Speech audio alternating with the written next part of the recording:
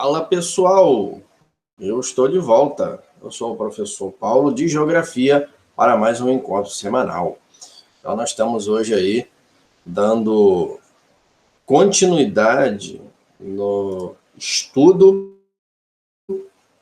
do setor primário aí da economia brasileira. E dentre todas as outras temas que nós discutimos acerca aí do setor agrário brasileiro, vemos também agora a questão da legislação. Pois é, então, quando nós vemos os aspectos do homem do campo, do trabalho feito no campo, temos aí que compreender que, a partir do momento em que há o trabalho, é necessário haver aí uma legislação para amparar e também para estar aí regrando, né, para não ter nenhum abuso, nenhum problema que possa vir a estar prejudicando aqueles trabalhadores. Visto isso, foi criado aí, né, o famoso e conhecido Estatuto da Terra. Pois é, então vamos dar uma olhadinha no que seria esse Estatuto da Terra. Vamos lá. Bom, o Estatuto da Terra, resumindo, claro, é a lei que regula o uso da terra para fins de uso, ocupação e fundiários, surgiu no Brasil em resposta às lutas camponesas, após sucessivas tentativas frustradas de aprovação de um código rural. Então, nessa época, ali, década de 50, 1900, início da 1960 ali, não existia muito amparo ao trabalhador do campo. Então, havia uma certa preocupação ao trabalhador da indústria, porém do campo, ele era muitas das vezes ali destratado, né, pelos seus patrões, e isso aí gerava diversas lutas, né, diversos protestos ali acerca do direito que ele poderia ter. Ora, se o outro setor pode ter, por que eles não? Então, daí foi criado aí, foi vista a necessidade de ser criado um estatuto, né? Ou seja, um código de leis aonde irá aí regrar e amparar o trabalho agrário. Bom, sua inspiração está intimamente ligada ao clima de insatisfação reinante no meio rural brasileiro e ao temor do governo e da elite conservadora pelo surgimento de uma revolução camponesa. Então, o próprio governo, né, o governo militar aí até então, ele estava muito preocupado em haver uma revolução, ou seja, partidos de outras ideologias políticas entrar nessa causa do campo e acabar juntando ambos os grupos e assim derrubar o próprio governo, tá? Então eles resolveram implementar e pensar direitinho, colocar aí na bancada de projetos essa questão do Estatuto da Terra, tá? Cujo qual, né, a promessa de uma reforma agrária foi estratégia utilizada pelos governantes para apaziguar os camponeses e tranquilizar os grandes proprietários de terra. Então era uma forma aí de estar amenizando esse movimento, inclusive movimentos armados, né, dos camponeses armados, que estava começando a surgir ali no final da década de 1950. Tá?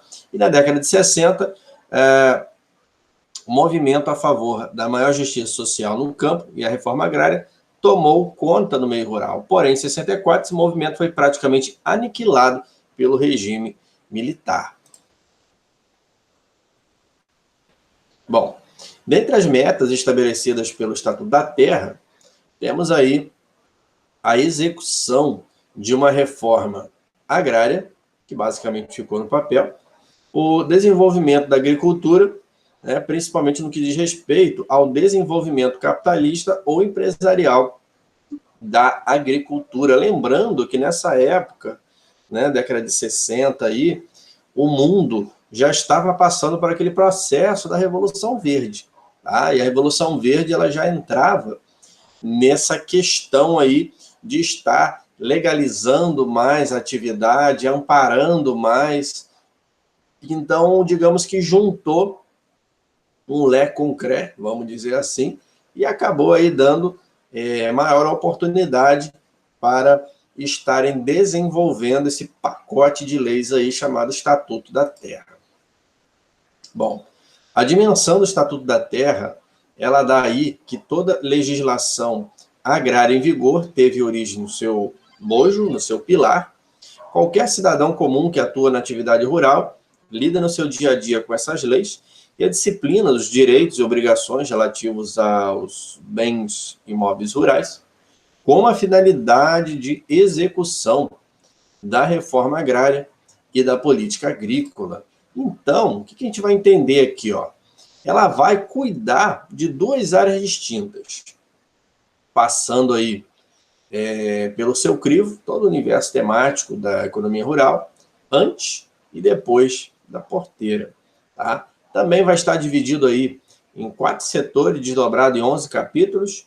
Os 2 mais importantes seriam os títulos 2 e 3. Acredito eu, gente, que nós não vamos ter tempo de ficar olhando artigo a artigo. Tá? Essa lei, inclusive, ela se encontra na internet, ali no site do Senado. Nós conseguimos achar. Infelizmente, acho eu que não vai haver tempo hábil. Seria uma coisa muito boa, porque até em Enem isso cai e é muito bom. Mas, sobrando um tempinho, nós vamos estar abordando isso daí sim, com certeza. Tá? Dos mais importantes aí, né, o artigo 16 a 46, vai falar da reforma agrária, né, e as políticas de desenvolvimento rural.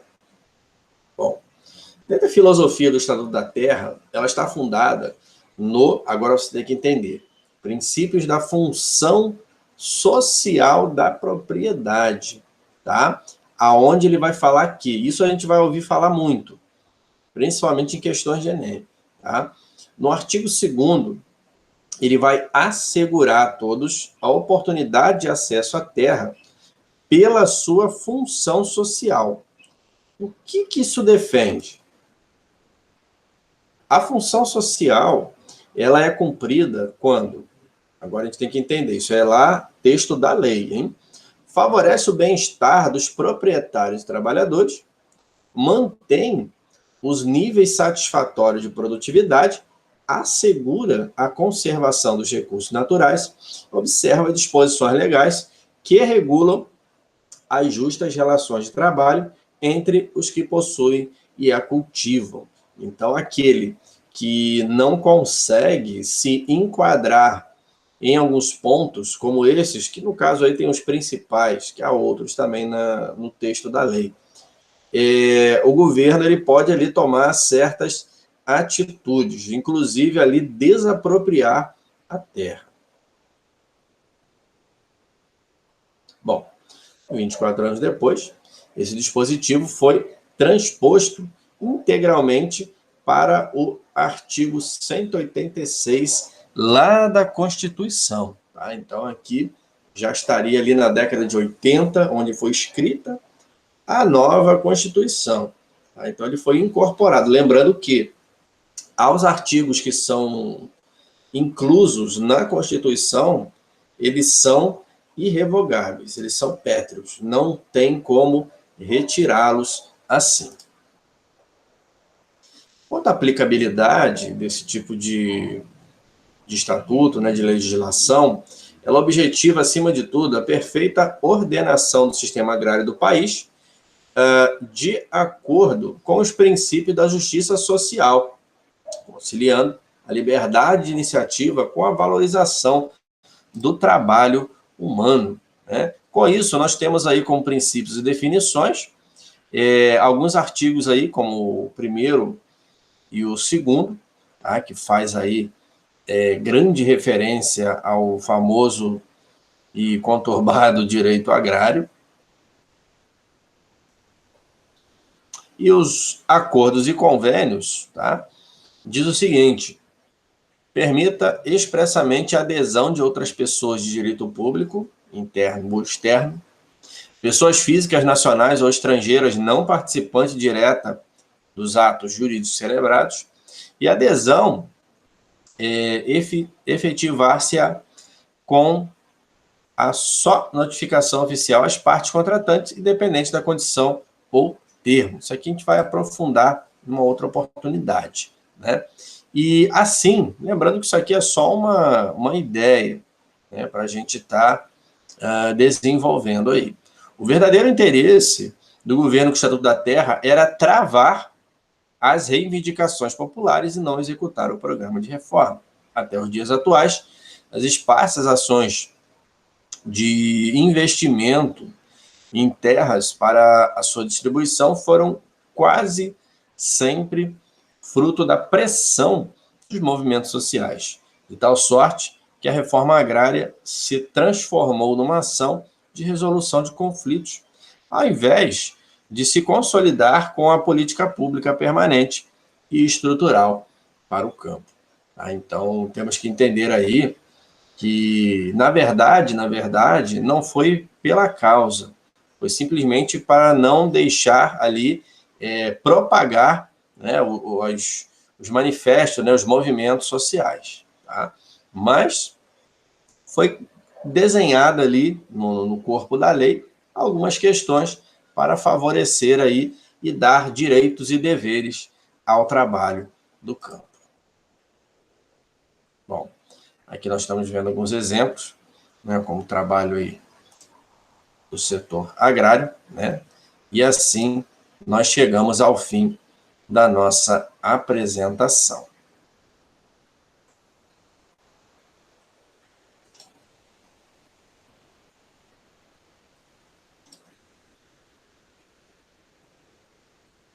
Então aqui, meus queridos, nós temos que entender que há várias vertentes, né, no que diz aí a importância da origem da questão aí do direito agrário, tá? Então, são coisas aí bem interessantes, bem polêmicas, tá? E cuja promessa aí seria estar amparando cada vez mais a questão aí do homem do campo, do trabalho no campo, tá? Vou estar mostrando aqui para vocês uma questão aqui bem interessante. Bom, aqui vou estar mostrando para vocês aqui o corpo da lei 4504 de 64, tá? Então, vou só abordar aqui uns temas que são muito cobrados em Enem, né? Que aqui é o seguinte, ó. Quanto a essa primeira parte, tá? Ela vai... O que a gente tem que entender? Primeiramente, a diferença entre reforma agrária e política agrícola, tá? Então, ele vai mostrar ali que é o conjunto de medidas que visam promover uma melhor distribuição de terras, tá? E o outro já é o conjunto de providências de amparo. Então, ele vai regrar e o outro ele vai te dar ali, né, a respectiva providência, o respectivo direito, ok?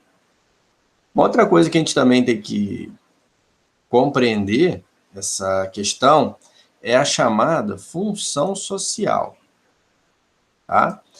Nesse caso aqui, resumindo, né, o que estaria dentro da função social, né? A propriedade de terra desempenha integralmente a sua função social quando, ao mesmo tempo, ela tem que estar dentro desse quadrante aqui, né? Ela precisa favorecer o bem-estar dos proprietários, dos trabalhadores que nela trabalham, assim como as suas famílias. Então, se você tem ali um trabalhador que seja maltratado, ou a sua família seja, ele já sairia desse quesito, né? Mantém níveis satisfatórios de produtividade, ou seja, a área não pode ficar parada, bom? Assegura a conservação dos recursos naturais, não adianta chegar lá e querer devastar todo o meio ambiente ali em nome da produção. Isso também é condenável.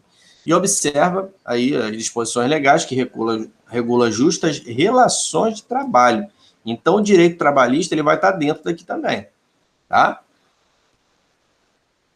Uma outra coisa interessante também, já estou encerrando, é a diferença entre alguns meios, né? Como, por exemplo, aqui o imóvel rural, há também a propriedade familiar, tá? O módulo rural, que seria dentro dos dois primeiros, o minifúndio e o latifúndio, tá? Tem outros também aqui, como empresa rural, seria aí o parceleiro e as cooperativas, né? Tem também aí, por último, a questão da colonização. Então, olha só, o imóvel rural, ele é simplesmente ali o prédio rústico, né, de área contínua, basicamente ali é a casa, tá? A propriedade, né, familiar, né, o imóvel que direta pessoalmente explorado pelo agricultor e sua família. Aqui não vai ter patrão, tá? O acima, ele vai ter, pode ser considerado até ali como uma espécie de pequena empresa, tá? O módulo rural é o pacote dos dois, minifúndio, pequena área, latifúndio, grande área, tá bom? Empresa rural já seria aí um porte mais pesado, tá? O parceleiro, né, aquele que venha a adquirir lotes ou parcelas em área destinada à reforma agrária ou colonização pública ou privada. Há também os cooperativistas, né, ou seja, aqueles pequenos grupos de pessoas que vão se unindo para eles ganharem força. E assim eles criam essas associações do tipo cooperativa. Tá? Há também aqui a espécie de colonização, né, ou seja, toda atividade oficial particular que se destina a promover o aproveitamento econômico da terra pela sua divisão em propriedade familiar e cooperativas. Tá, gente? Então, tem alguns exemplos aqui que a gente vê. Inicialmente, não tem como eu abordar todo essa questão da legislação, tá? Posteriormente, pode ser que há. Mas, por enquanto, eu vou abordar esses, né, que é basicamente você saber a diferença entre reforma agrária e política agrícola, tem que saber, tá? E também é aconselhável você saber aqui essas diferenças entre as categorias imóvel rural, propriedade rural, minifúndio, latifúndio, a diferença entre a empresa rural e cooperativa, porque tem um pouquinho de diferença aí também, e o parceleiro como fundo, tá bom? Então, fica dada a dica aí, né? Basicamente é só abordar esse tipo de artigos iniciais, que ele sempre vai cair nas questões de Enem no tema geoagrária. Beleza, gente? Então, fica dado aí a dica a vocês, né? Se cuidem e até o nosso próximo encontro semanal, ok? Forte abraço a todos e tchau, tchau.